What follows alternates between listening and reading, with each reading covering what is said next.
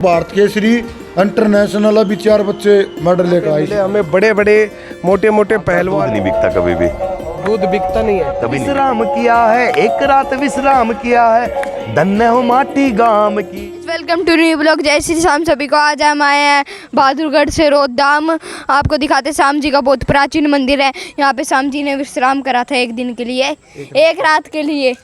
जहाँ किया था एक रात विश्राम, वो पावन भूमि है रोहत धाम। जय श्री श्याम।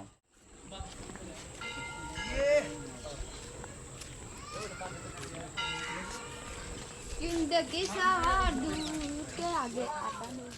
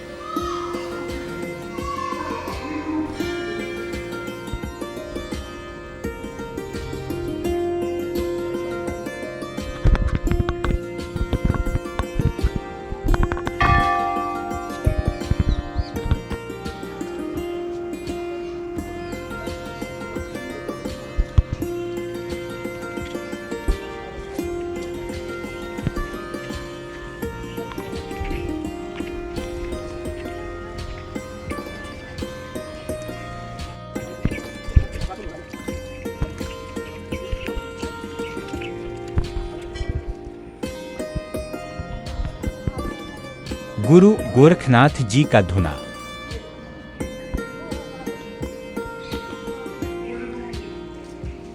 गाइस हम यहाँ आए थे रोहताम में, हमें बताएंगे सारा कुछ रोहताम का।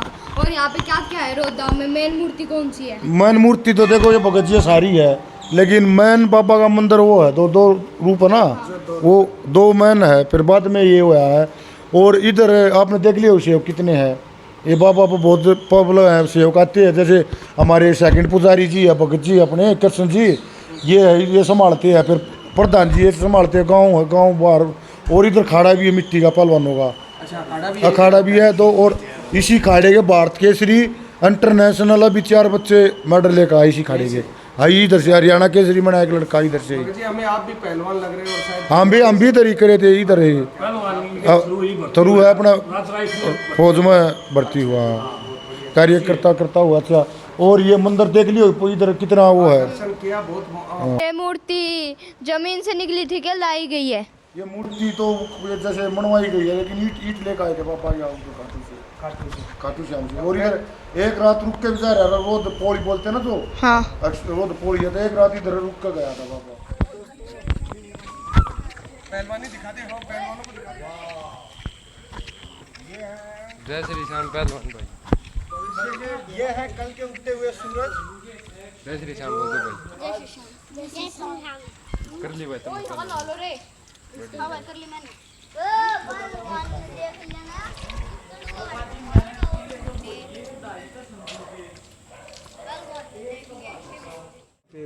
प्रैक्टिस रोजाना करते हो? तो पहला को 5-10 साल पहले ना, 6 साल पहले आता 6 था। साल का खुद हो गया। अब कैसे साल का हो गया?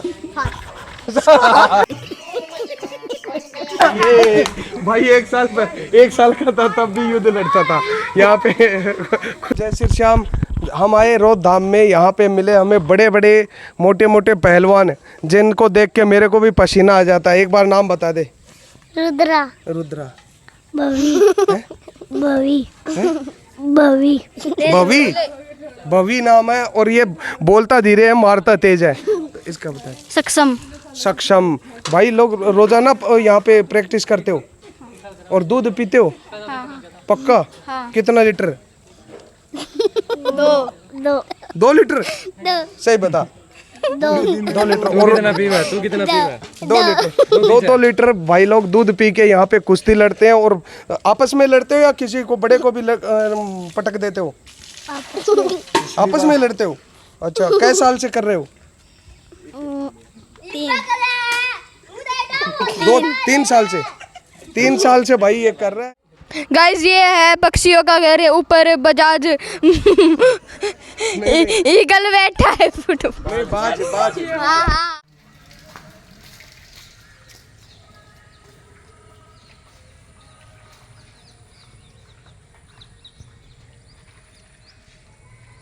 जय श्री श्याम। जैसा कि हम बता रहे हैं कि हम रोध धाम में आज आए थे पावन दर्शन किए, और दर्शन करने के बाद हमें हमारे साथी, हमारे भाई, हमारे सिंगर साहब धर्मेश दर्शन जी का नाम याद आया, और हम इनसे मिले। आज यहाँ पे हमें मिले क्योंकि ये इनका यही पावन गांव इनका यही है।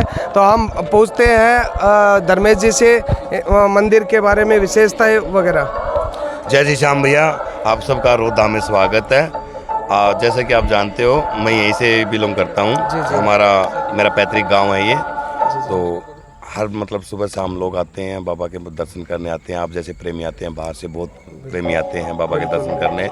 तो जो भी यहाँ प्रेमी आता है उनकी बाबा सुनता है, हर हाल में सुनता है। ये मानता है, कहते हैं कि यहाँ पे जब बाबा आए थे तो एक रात विश्राम किया था, उसमें कैसा क्या है आप बताएं थोड़ा। यहाँ पे जैसे हमारे पूर्वज बताते हैं कि भैया जैसे भी बाबा एक युद्ध क्षेत्र जा रहे थे, युद्ध भूमि में जा रहे थे, द्वापर युग में जब महाभारत का युद्ध शुरू हुआ था, तो युद्ध को देखने के लिए जा रहे थे। तो यहाँ पे चारों तरफ जैसे आप देख रहे हैं, ये पूरा तालाब होता था, झोड़ होता था, ये उस तरफ से भी तालाब होता था। तो यहाँ पे बड़ा शीतल जल होता था और अच्छा मतलब वन टाइप होता था।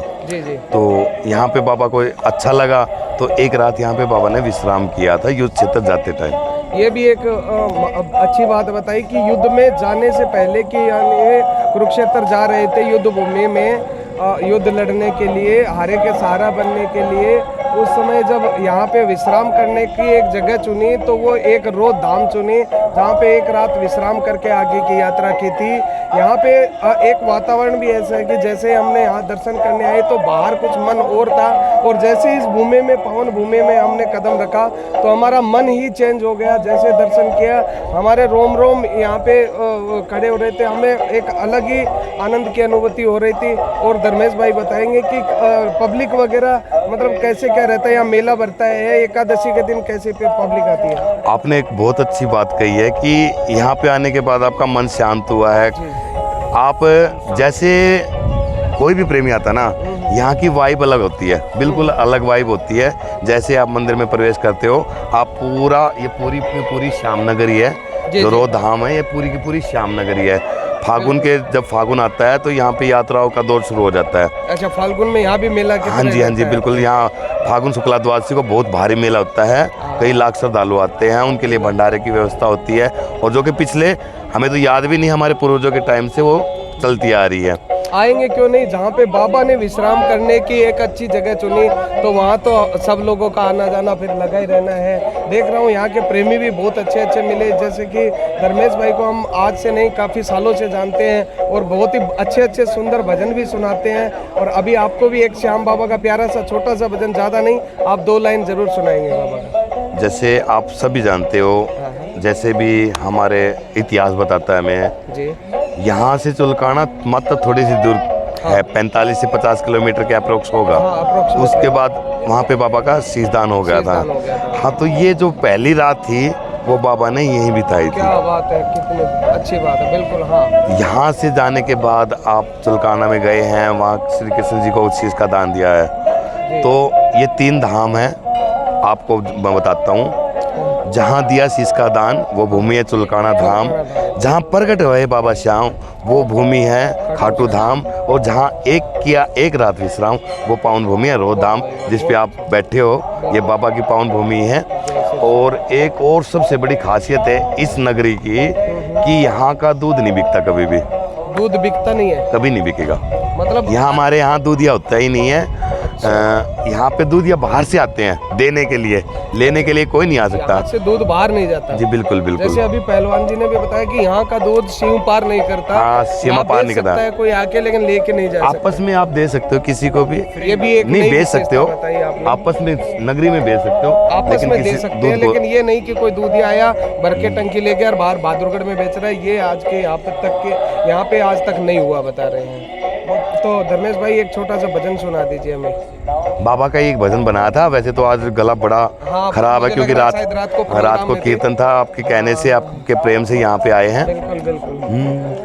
हो चुलकाना में श्री कृष्ण को शीश दान दे डाला है, प्रगट होकर खाटू में फिर बन गया खाटू वाला है। एक रात विश्राम किया है, एक रात विश्राम किया है, धन्य हो माटी गाम की, महिमा बड़े नाम की, पोड़ी हमारे श्याम की।